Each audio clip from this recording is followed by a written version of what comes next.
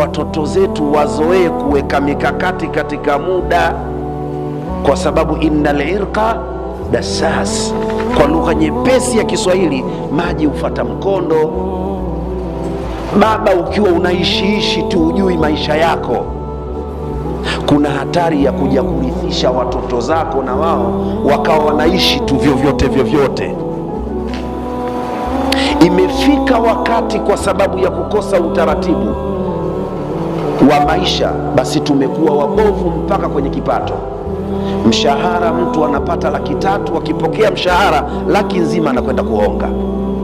We bwana, laki yenyewe 3, laki nzima yote ushahonga. Haya, tuendelee mbele kidogo. Mwenye nyumba anataka 50,000 na baki 150. Unajumlisha vocha, watoto pesa za skuli, ukija ukiangalia sabuni, ikifika tarehe 12 dala hana. Maisha yetu yamekuwa hivyo pasina kuwa na mpangilio. Mtu mmoja alisema, ghairu maasufin ala zamanin yanqadhi bilhammi walhazani. Hiyo wanaita tanzilu ismil maf'uli manzilata ismil fa'ili.